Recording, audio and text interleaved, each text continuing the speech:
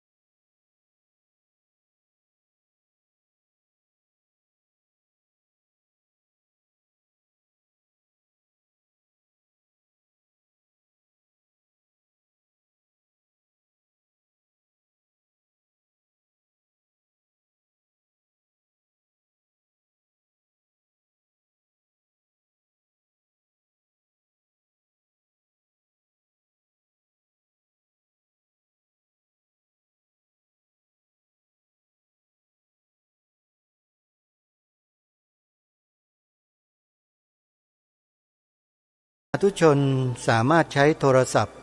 ระบบ Android ดาวน์โหลดแอปพลิเคชันที่ชื่อว่าวิทยุพุทธศาสนาทั่วไทยเพื่อติดตามรับฟังรายการคดีโลกคดีธรรมได้เป็นประจำทุกวันและยังสามารถติดตามรับฟังรายการธรรมะสาระดีๆ จากสถานีวิทยุพระพุทธศาสนาแห่งชาติคลื่นต่างๆที่มีมากถึงจำนวน47สถานีทั่วทุกภูมิภาคของประเทศไทยมีรายการธรรมะสาระจากพ่อแม่ครูบาอาจารย์หลากหลายมากมายที่สถานีต่างๆเหล่านั้นนำมาเปิดออกอากาศตลอด24ชั่วโมงไม่ว่าท่านจะไปอยู่หน้าที่แห่งหนตำบลใดในโลกใบนี้ถ้ามีสัญญาณอินเทอร์เน็ตสามารถติดตามรับฟังรายการธรรมะสาระดีๆจากแอปพลิเคชันนี้ได้ตลอด24ชั่วโมงนี่คือนวัตกรรมใหม่แห่งการศึกษาเรียนรู้ธรรมะ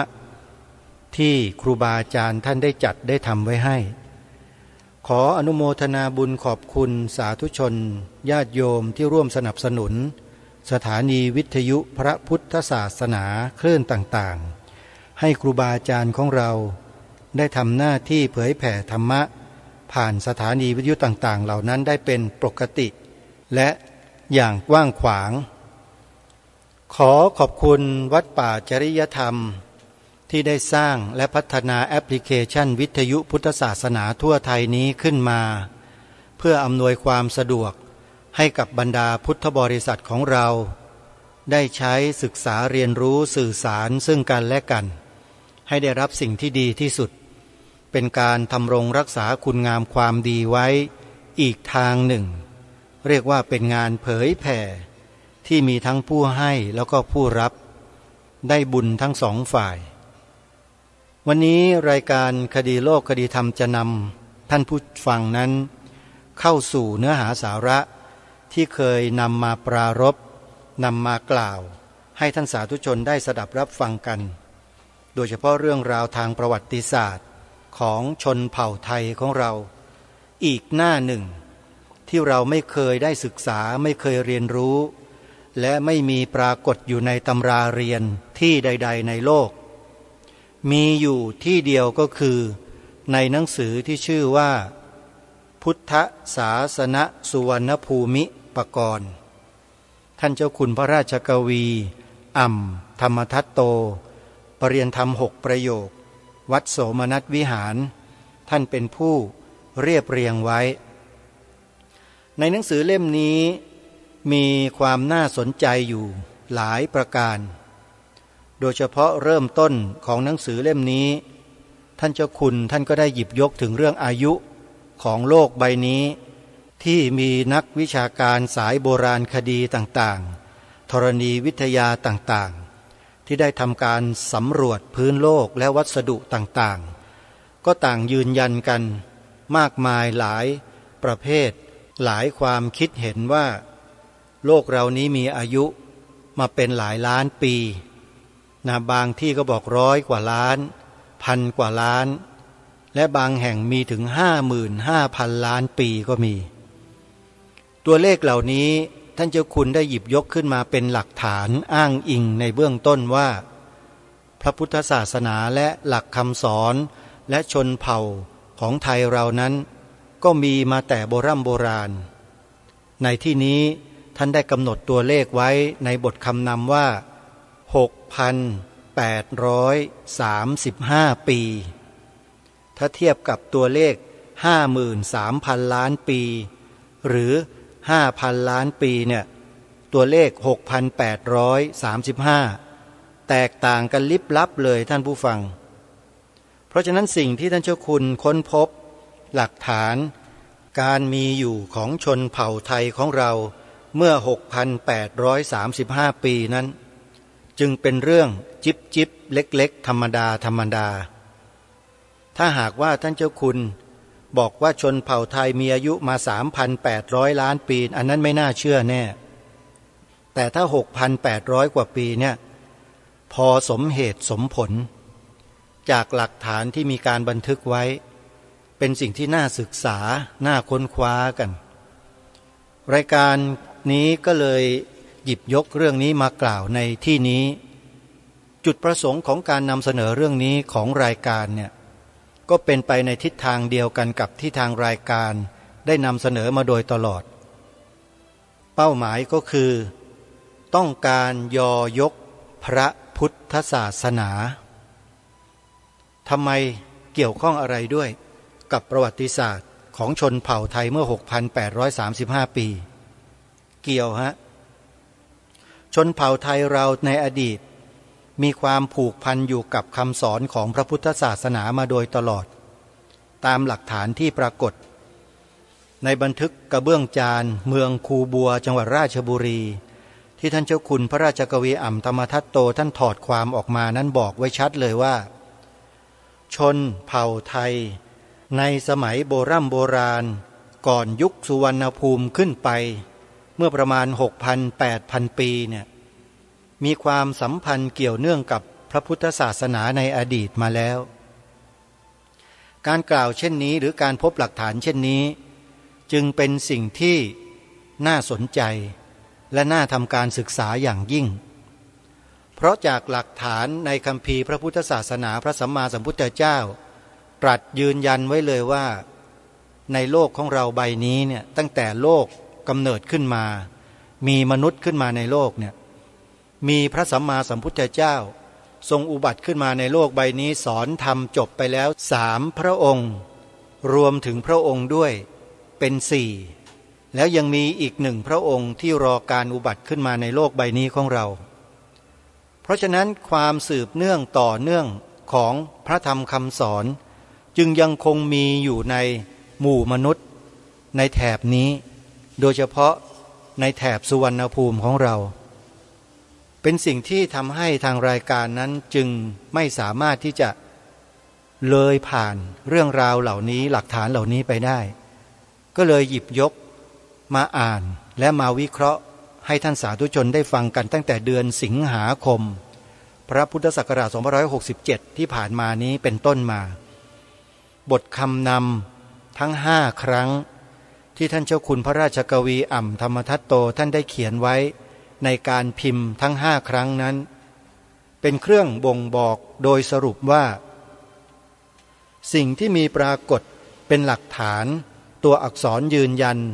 ที่บอกถึงปีอินปีโลแล้วก็มาเป็นปีพระพุทธศักราชยืนยันชัดเจนว่ามีสายสัมพันธ์เกี่ยวเนื่องกับหลักธรรมคำสอนของพระสัมมาสัมพุทธเจ้ามาด้วยโดยตลอดหลังจากที่การของพระสัมมาสัมพุทธเจ้าพระองค์ก่อนสิ้นสุดลงเนี่ยหลักธรรมคำสอนอาจจะถูกจารึกบันทึกเอาไว้อย่างใดอย่างหนึ่งโดยที่เราไม่ทราบแล้วก็ถูกถ่ายทอดมาผ่านประเพณีวัฒนธรรมของชนเผ่าต่างๆเรื่อยมาเป็นระยะเวลาหลายล้านปีหลายร้อยล้านปีซึ่งเราไม่อาจจะทราบได้เพราะว่าใน1 พุทธันดรนั้นมีระยะเวลาที่ยาวนานมากท่านสาธุชนทั้งหลายซึ่งเราไม่อาจจะคาดเดาได้เลยแต่หลักฐานชิ้นสำคัญอันนี้เนี่ยได้เชื่อมโยงเรื่องราวเหล่านั้นมาจนถึงรุ่นพวกเรา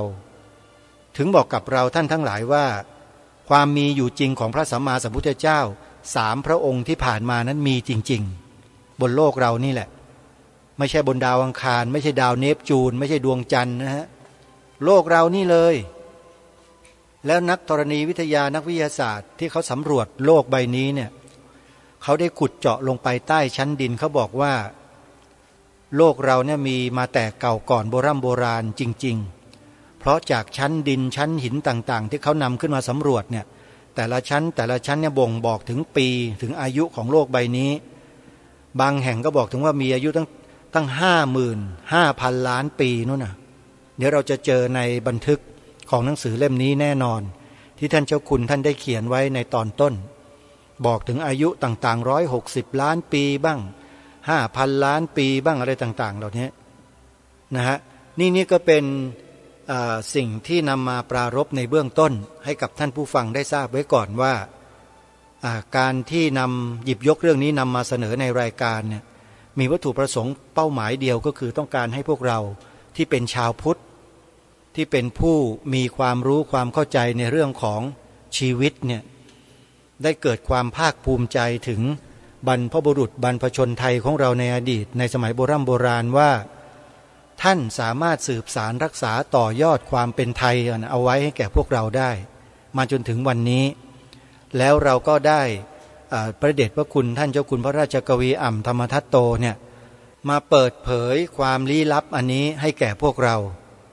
ทั้งที่แผ่นกระเบื้องจานที่เมืองคูบัวเนี่ยมีมาตั้งแต่ก่อนท่านเจ้าคุณจะอุบัติขึ้นมาในโลกใบนี้ด้วยซ้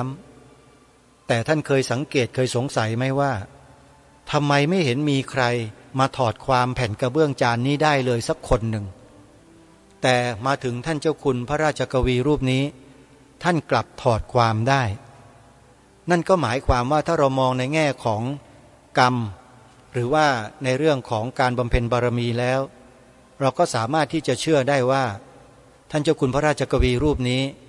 อุบัติขึ้นมาเพื่อการนี้โดยเฉพาะถ้าคนอื่นทำไม่ได้นอกจากองค์ของท่านองค์เดียวน่าจะมองอย่างนี้ได้หรือไม่อันนี้น่าคิดนะฮะและทีนี้ถอดความออกมาเพื่ออะไรเพื่อความโก้หรูความสนุกสนานเป็นงานอดิเรกอย่างนั้นหรือไม่ใช่เลยฮะท่านต้องมีเป้าหมายแล้วท่านต้องฝากเป้าหมายนี้เอาไว้ให้กับชนรุ่นต่อๆไปให้ช่วยกันสานต่อแล้วก็ไปให้ถึงจุดหมายนั้นจุดหมายนั้นคืออะไรอย่างไรนั้นคิดว่านะในหนังสือพุทธศาสนสุวรรณภูมิปกรณ์เนี่ยน่าจะมีคำตอบอยู่ในนี้แหละและเดี๋ยวเราจะท่องไปในหนังสือนี้ด้วยกันจะใช้ระยะเวลาที่ยาวนานเพียงใดก็ยังไม่ทราบเหมือนกันท่านผู้ฟังเพราะว่าถ้อยคำหรือความสมัยโบราณเนี่ยกับในยุคนี้มันมีความแตกต่างกันอยู่เราจะตีความได้ถูกตรงตามที่บรรพบุรุษในอดีตในสมัยโบราณท่านได้ตีความเอาไว้ได้เจตนาไว้หรือไม่มันก็ขึ้นอยู่กับบุญ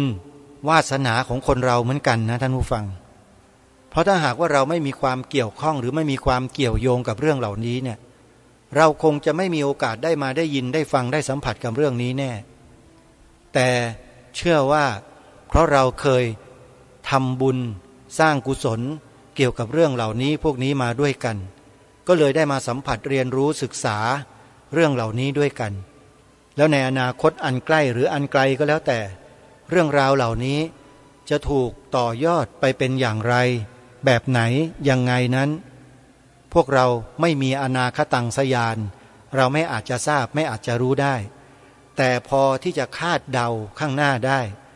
ด้วยเหตุการณ์ปัจจุบันคือปัจจุบันนี้แหละถ้าเหตุการณ์ปัจจุบันที่เกี่ยวข้องกับเรื่องนี้มีปรากฏเป็นเช่นไรเราอาจสามารถที่จะวิเคราะห์ไปในอนาคตได้ว่าสิ่งเหล่านี้ที่ท่านเจ้าคุณพระราชกวีทำเอาไว้นั้นจะมีทิศทางเป็นไปอย่างไรนี่คือสิ่งที่ทางรายการหยิบยกมานำเสนอต่อท่านผู้ฟังในรายการแล้วก็ยังคงยืนยันอยู่นะว่าเป้าหมายที่ทางรายการต้องการให้ปรากฏและเกิดขึ้นก็คือต้องการให้ทุกคนได้เห็นว่าพระพุทธศาสนานั้นมีความสำคัญต่อชนเผ่าไทยและประเทศไทยของเราอย่างยิ่งยวดเราจะทำกันอย่างไรเพื่อให้หลักธรรมคำสอนของพระสัมมาสัมพุทธเจ้าดำรงคงอยู่ไปจนกระทั่งครบ 5,000 ปีเราจะทำกันอย่างไรอันนี้ต่างหากที่เราจะต้องร่วมด้วยและช่วยกันนะฮะเพราะฉะนั้นในวันนี้รายการก็ได้เตรียมเนื้อหาที่ค้างไว้มานำเสนอต่อท่านผู้ฟังนั่นก็คือบทกลอนปิดท้ายของบทคำนำในการพิมพ์ครั้งที่5มีอยู่2ชุด2หน้านะฮะชุดแรกเป็นบทกลอนที่ใช้หัวข้อชื่อเรื่องว่าคำไทยไทยรู้ธรรมและหัวข้อที่2ชื่อว่าคำไทยต้นไทยเป็นภาษาโบราณท่านผู้ฟังบรรพบุรุษไทยของเราท่านได้ทำไว้ก็เลยนำมาถ่ายทอดให้พวกเรากันในวันนี้ท่านผู้ฟังอย่างที่บอกกับท่านผู้ฟังไปตั้งแต่ตอนต้นนะว่าวันนี้เป็นต้นไปเนี่ยเราจะร่วมกันเข้าสู่กลิ่นอายของไทยโบราณในอดีตไปด้วยกันโดยผ่านบทกลอนที่เป็นบทสรุปโดยบุคคลที่มีชื่อว่าอาจารย์สาวดีท่านได้เขียนไว้แต่ก่อนที่จะมาฟังบทกลอนดังกล่าวทั้ง2 บทเนี่ยก็มีฝากข่าวประชาสัมพันธ์สักเล็กน้อย ให้พวกเราได้มีส่วนร่วมเนื่องด้วยในวันพรุ่งนี้เนี่ยจะมีการเททองหล่อพระประธานจำลององค์หนึ่งอยู่ที่จังหวัดเลยอำเภอวังสะพุงญาติโยมพระประธานจำลององค์นี้จะถูกจัดสร้างขึ้นเพื่อประดิษฐานอยู่ที่บริเวณหน้าอุโบสถของวัดศรีอุดมวงศ์ตำบลศรีสงครามอำเภอวังสะพุงจังหวัดเลยทางวัดและคณะศรัทธาญาติโยมได้ร่วมแรงร่วมใจกันทำพิธีเททองหล่อในช่วงเย็นของวันที่5ตุลาคมนี้เวลา 17 นาฬิกาเป็นต้นไปศรัทธาสาธุชนท่านใดที่มีความสนใจจะเป็นเจ้าภาพทองเหลืองในการหล่อพระพุทธรูปองค์นี้ให้ติดต่อขอร่วมบุญไปได้ที่วัดศรีอุดมวงศ์หมายเลขโทรศัพท์0890804968วัดป่าจริยธรรมจะจัดงานถวายผ้ากฐินในวันที่19ตุลาคมนี้เชิญชวนศรัทธาสาธุชนร่วมบุญกันในปีนี้ท่านอาจารย์พระครูจริยสารธรรมจะนำจตุปัจจัยที่ญาติโยมได้ร่วมถวายกันเป็นบริวารกฐินเนี่ยไปสร้างมหาอุโบสถให้แล้วเสร็จเท่าที่สามารถจะทำได้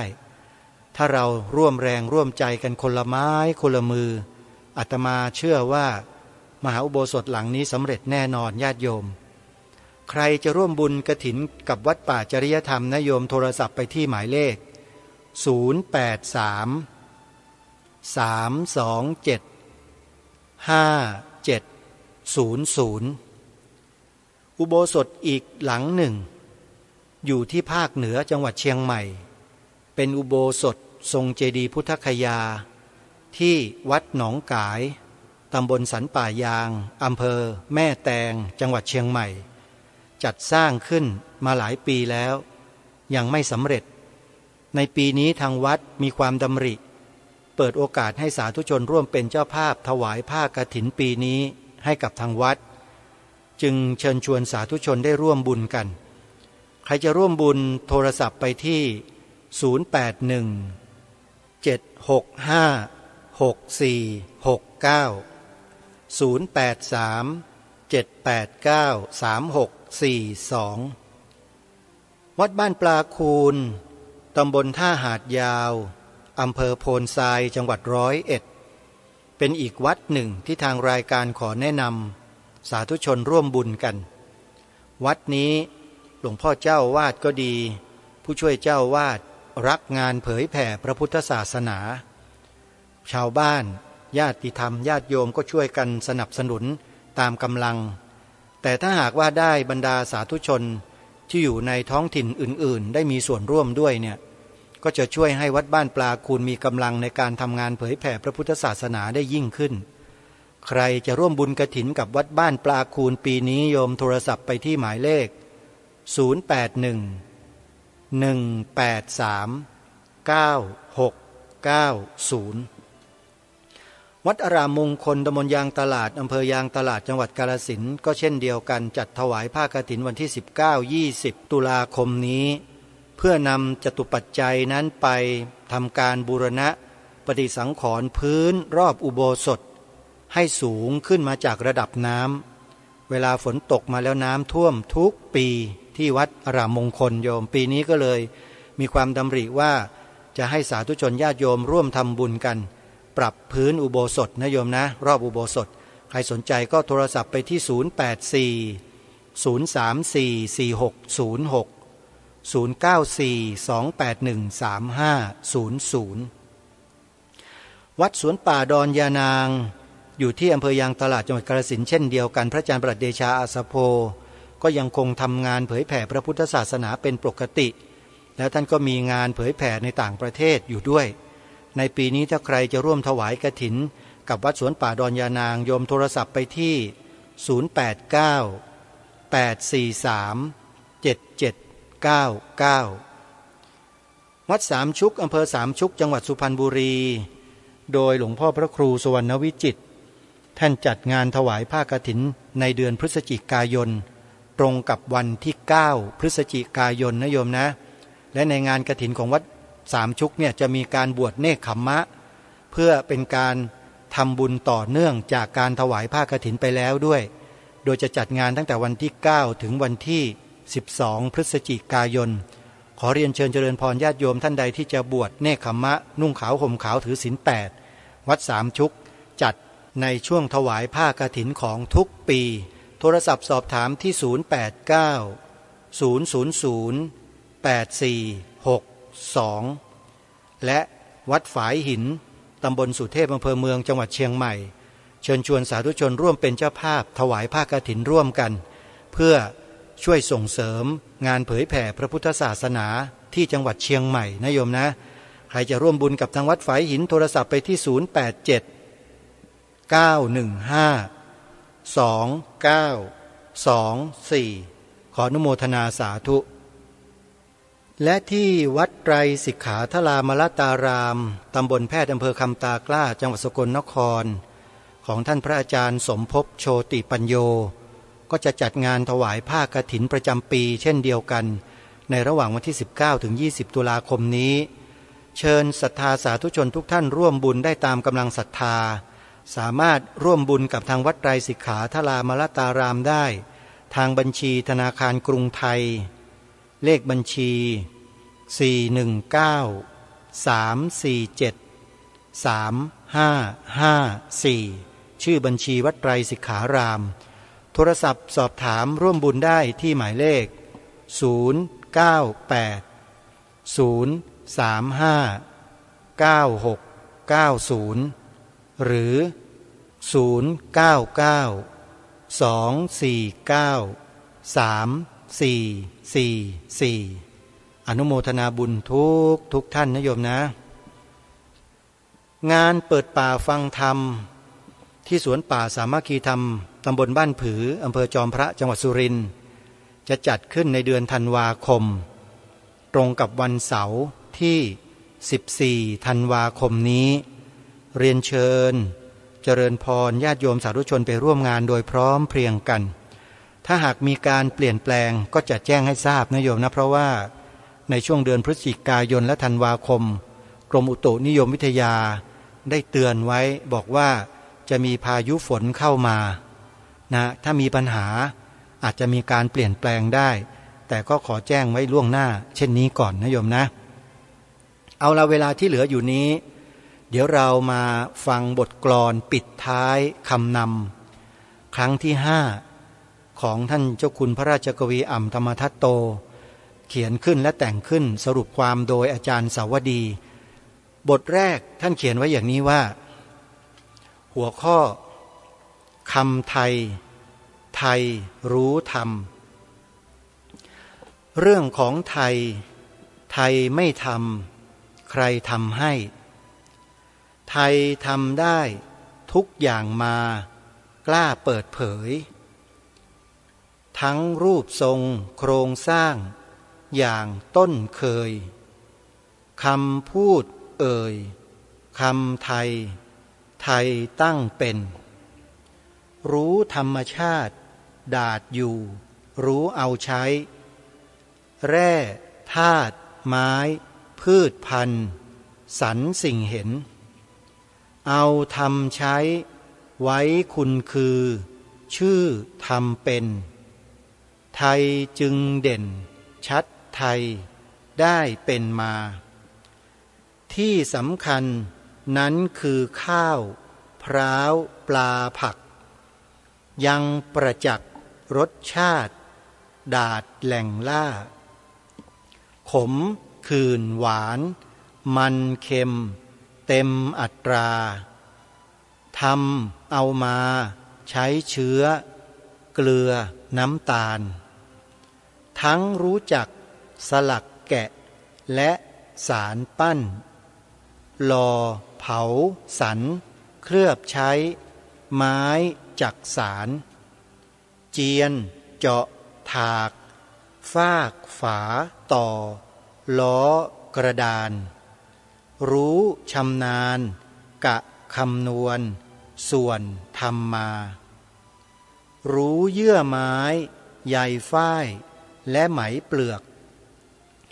ได้คัดเลือกทำได้ใช้ทอผ้าทั้งหวายไม้ได้จักตอกพอกรักทาชันปูนยายางไม้เอาใช้เป็นรู้จักจกยกลายฝ่ายผ้าไหมเอาลงในเครื่องปั้นสันลายเส้นแกะสลักสักไม้ลายเกลียวเอ็นยังควบเข็นลายหล่อต่อวงเวียนที่ยอดรู้ดูลายหมายเอารู้เอาขึ้นสู่คำอ่านขานขีดเขียนจากลายไทยได้เห็นรู้ดูเล่าเรียนทั้งอ่านเขียนเป็นชื่อลายสือไทยรู้ลำดับนับคำนวณส่วนลายเส้นเท่าที่เห็นลายนี้ที่เท่าไหร่1 2 3ตามที่เห็นเป็นเลขไทยไทยทำใช้เป็นสายเลือดเหยือดยาวมาไทยชินรู้ดูเห็นเช่นซอง2รู้ถูกต้องเสือเสื้อเมื่อกล่าวว่าหลอลอล่อล้อพอพูดจาสูงต่ำตราความหมายภายในคำรู้จักรับนับถือคือใส่เกล้ารู้จักเข้าถึงใจไทยซึ้งส่ำเช่นหนุ่มสาวคราวขึ้นชิ้นสินค่าล้ำจึงขึ้นทำเป็นขวัญอันเป็นคราวรู้เป็นคน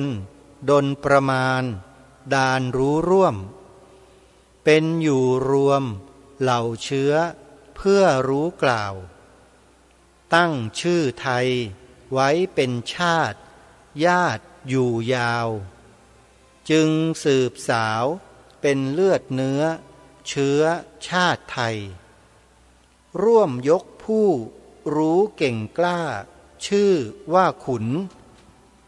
รู้โทษคุณเก่งกล้าคุ้มพวกได้ขุนควรมีสีคู่ครองต้องถูกใจจึงร่วมให้ชื่อขุนหญิงมิ่งขวัญเมืองร่วมกันมากหากมีร้ายและฝ่ายดีก็ควรมีคนสอนช้อนขึ้นเรื่องจึงมีขอมกล่อมกล่าวร้ายร่ายรุ่งเรืองทำฟูเฟื่องเป็นศาสนามาแล้วนานช่วงดีใดไม่เอาชั่วหมดจึงเกิดกฎคำหมายหลักฐานดียกย่องต้องกฎชั่วตัวร้ายรานเป็นโทษฐานผิดร้ายกฎหมายกลุ่มพุทธศาสตร์ชาติมนุษย์ผุดขึ้นแล้วตั้งสอนแนวเรื่องของคนสนสุขุมรู้ชีวิตจิตมนุษย์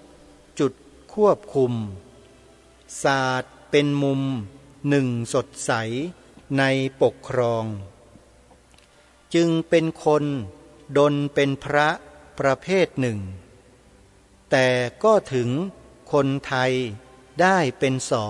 2เป็น3ชาติศาสตร์กษัตริย์ชัดไทยทองเป็นค่าของคนไทยได้เป็นมาชาติไทยนี้ที่เป็นอยู่รู้มาแล้วตั้งเชื้อแถวทำเป็นเด่นคุณค่าระบบชาติศาสตร์กษัตริย์ชัดตรูตราพร้อมรักษาเป็นไทยได้ยืนยง ไทยขึ้นชื่อลือถึงหนึ่งของโลกอุดมโชคท่านต้นไทยได้สืบส่งเป็นเลือดเนื้อเชื้อไขไทยมั่นคงไทยบรรจงตั้งไทยไทยอยู่ยืนเมื่อถึงไทยภัยมากมีพลีพร้อมสู้ร่มเย็นอยู่เป็นสุขใสไทยชมชื่นรู้หน้าที่ดีด้วยกันทุกวันคืนทำทั่วพื้นดินไทยได้อุดมทั่วถิ่นไทยให้สินสู่อยู่กินได้ทุกถิ่นไทยเขียวสดชื่นรื่นสุขสมร้อนลมว่าวหนาวแดดกล้าหน้าฝนพรมน้ำเหมาะสมท่วมชุ่มชื่นพื้นไทยเอ่ยนี่เป็นบทกลอนบทที่หนึ่งท้ายคำนำครั้งที่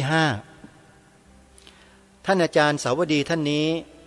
ท่านได้เขียนบทกลอนสรุปไว้อย่างน่าสนใจทีเดียวนะท่านบ่งบอกให้เห็นถึงความเป็นไทยของเราเนี่ยมีอายุที่ยืดยาวมานานแสนนานก็ถือว่าเป็นหลักฐานทางประวัติศาสตร์ที่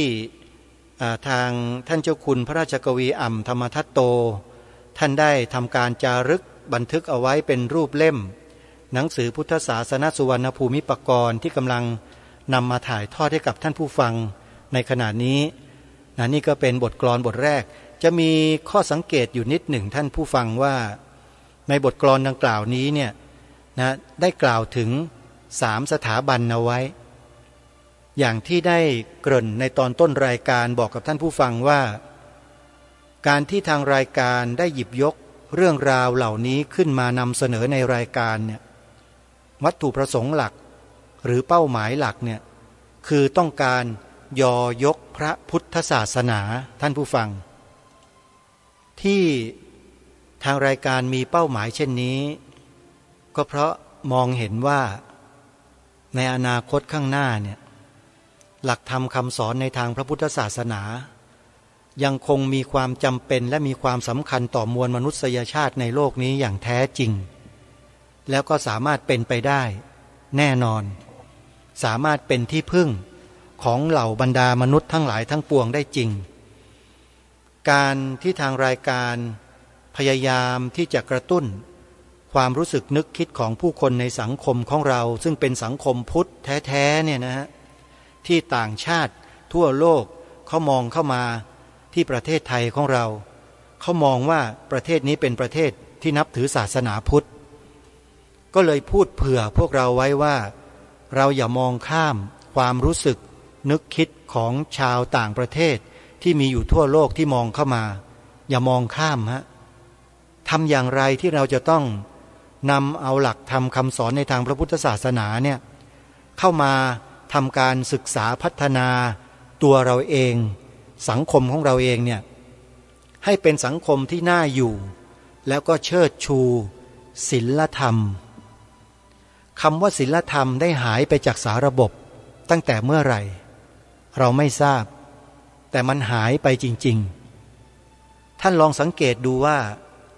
ในส่วนงานต่างๆในระบบสังคมไทยของเราทุกวันนี้นะจะไม่ใช้คำว่าศีลธรรมกันแม้แต่ในหมู่สงฆ์ของเราก็เช่นเดียวกันไม่ค่อยจะใช้คำว่าศีลธรรมกันสักเท่าไหร่จะใช้ตามทางโลกซะเป็นส่วนมากคือใช้คำว่าจริยธรรมคุณธรรมแต่ไม่ใช้คำว่าศีลธรรมทั้งที่ศีลธรรมนั้น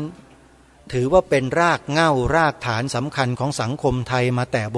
ราณแล้วเมื่อเร็วๆนี้เองเนี่ยต้นรัตนโกสินทร์เป็นต้นมาเนี่ยบรรพชนเราในยุคนั้นยังใช้คำว่าศีลธรรมในการหล่อหลอมจิตใจของลูกหลานเยาวชนคนไทยเรามาโดยตลอดแม้แต่ในรัชสมัยของพระบาทสมเด็จพระจุลจอมเกล้าเจ้าอยู่หัวรัชกาลที่5ที่พระองค์ทรงมีแนวพระราชดำริ ให้จัดตั้งโรงเรียนสอนหนังสือให้กับประชาชนก็ทรงมอบหมายให้สมเด็จพระเจ้าน้องยาเธอสมเด็จพระมหาสมณเจ้ากรมพระยาวชิรยานวโรรสจัดการศึกษาเล่าเรียนในโรงเรียนให้กับประชาชนแล้วก็มีหลักวิชาที่เกี่ยวกับศีลธรรมมาตั้งแต่เริ่มต้นแต่อยู่ๆหายไปไหนท่านอย่าคิดว่าเขาจะลบล้างและทำลายสิ่งนี้ไม่ได้นะคำว่าศีลธรรมหายไปแล้วและคำว่าวัดที่อยู่เป็นองค์ประกอบของชื่อโรงเรียนในเขตพื้นที่วัดต่างๆหลายแห่งก็ถูกตัดคำว่าวัดทิ้งออกไปถามว่าทำไปเพื่ออะไรมีเหตุผลอะไรเหตุผลคืออะไรแล้วอย่าคิดว่าเขาจะตัดไอ้สิ่งที่เรากำลังปรารภและพูดคุยกันนี้ไม่ได้นะถามว่าใครเป็นคนสั่งใครเป็นคนทำแนวความคิดของใครไม่ทราบแต่พฤติกรรมและการกระทำซึ่งเป็นผลปรากฏมันมีอยู่จริงตัดคำว่าวัดออกยกเลิกใช้คำว่าศีลธรรมเลิกจริงท่านหลายหน่วยงานของรัฐเกือบ100%เวลาทำหนังสือทางราชการแล้วไม่เขียนคำว่าศีลธรรมท่านลองไปดูได้เลยแม้แต่ในส่วนงานของคณะสงฆ์บางแห่งบางที่ก็ไม่มีคำว่าศีลธรรมใช้คำว่าคุณธรรมจริยธรรมแต่ไม่มีศีลธรรมก็มีแล้วนะลองดูนะลองพิจารณาดูเราจะรักษากันไว้ไหมหรือเราจะปล่อยกันไปอย่างนี้ไม่ต้องไปพูดไม่ต้องไปทำไม่ต้องอะไรปล่อยมันไปอย่างนั้นเหรออาตมาภาพคิดว่าไม่น่าจะเป็นวิสัยของลูกหลานไทยนะที่มีความคิดเช่นนั้นนะเมื่อไม่ใช่แล้วจะทำยังไงล่ะก็ต้องเรียกร้องบอกกันต่อไปให้ลูกหลานไทยนั้นกลับมาช่วยกันมาช่วยกันรณรงค์มาช่วยกันส่งเสริมมาช่วยกันยกพระพุทธศาสนาเริ่มต้นจากสัญญลักษณ์เอกลักษณ์อัตลักษณ์ทำให้ปรากฏกันก่อนใช้วาจาของเรานี่แหละให้เป็นประโยชน์กล่าวสิฮะพระพุทธศาสนาเป็นศาสนาประจำชาติไทยของเราให้คนได้ยินได้ฟังกันทุกวันทุกวันทุกวันทุกวันเดี๋ยวก็ติดหูแล้วก็เชื่อในที่สุดทั้งที่เป็นความจริงอยู่แล้วนะไม่ต้องมาประกาศไม่ต้องมาบอกก็ได้แต่ที่ต้องมาประกาศมาบอกมารณรงค์มาเชิญชวนกันให้กล่าวเนี่ยเพราะมันหายไปจากความสำนึกของคนไทยเราส่วนมากแล้วจริงหรือไม่นี่ขนาดบอกให้กล่าวก็ยังไม่กล่าวกันเลยเห็นไหมล่ะหายไหมฮะหายไปแล้วนะทางรายการต้องมารณรงค์กลับมาเนี่ยทีนี้อยู่ที่พวกเราจะช่วยกันไหมล่ะช่วยกันนำกลับมาไหมหรือจะปล่อยทิ้งเหมือนคำว่าศีลธรรมที่มันหายไปจากสาระบบเอาอย่างนั้นไหมครับครูบาอาจารย์ปล่อยไปเลยไม่ต้องยุ่งไม่ต้องสนใจแล้วไม่ต้องให้มันมีอยู่ในจิตในใจของคนไทยต่อไปไหมศาสนาพุทธเป็นศาสนาประจำชาติเนี่ยไม่ต้องให้เหลือเลยไหมหรือว่าอย่างไรอันนี้ถามนะครับถามแต่สำหรับรายการนี้ต้องขอบอกว่าปล่อยไม่ได้ต้องรณรงค์ไปจนกระทั่งหมดลมหายใจกันไปข้างหนึ่งนั่นแหละจะได้สำเร็จหรือไม่สำเร็จไม่ได้หวังผลตรงนั้นแต่ขอให้ได้ทำหน้าที่ด้วยเจตนาอันมุ่งมั่นตรงนี้มันเหมือนกับการบำเพ็ญบารมีที่ตั้งสัจจะอธิษฐานไว้อย่างนั้นแหละเราก็ทำไปน่าจะได้ผลมากได้ผลน้อยอันนั้นไม่ใช่สิ่งที่สำคัญสำหรับเราที่จะต้องเอาใจไปใส่แต่ขอให้ได้ทำหน้าที่ตรงนี้แค่นี้ก็ถือว่าได้สร้างบุญได้สร้างกุศลได้สร้างบารมีกันแล้ว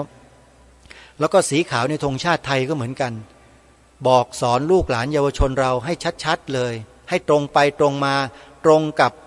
พระราชนิพนธ์ของล้นเกล้ารัชกาลที่6อย่าไปบิดเบือนตามใค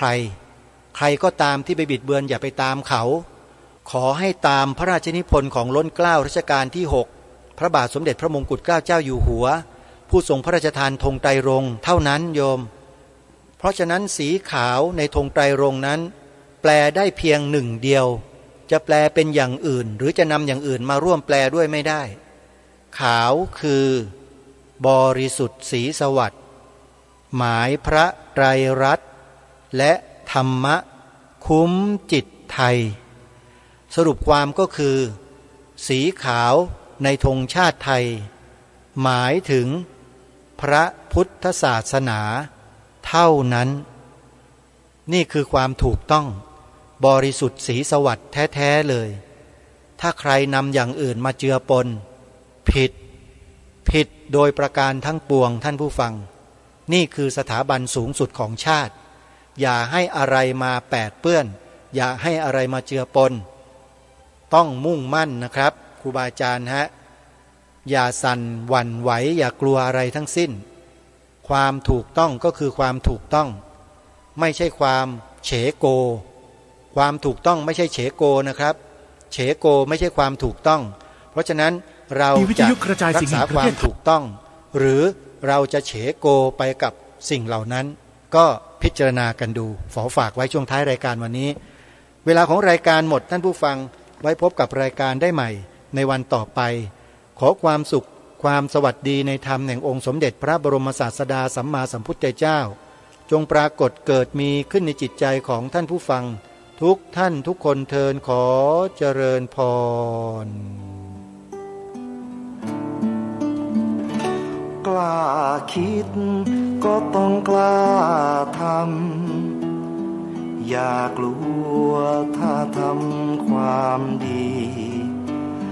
เร่งศึกษาปัญหาให้ทันท่วงทีเมืองไทยจะพัฒนากว่านี้รายการดีๆคดีโลกคดีธรรมขอรำพันบรรยาย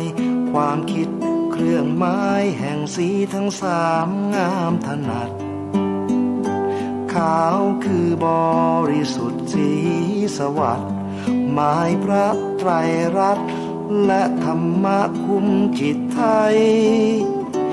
แดงคือโลหิตเราใสซึ่งยอมสละได้เพื่อรักษาชาติศาสนา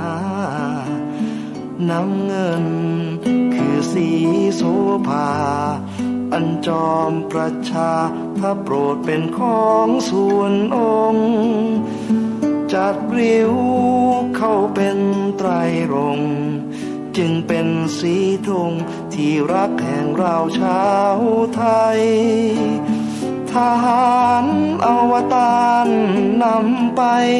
ยงยุทธวิชัยวิชิตก็ชูเกียรติสยาม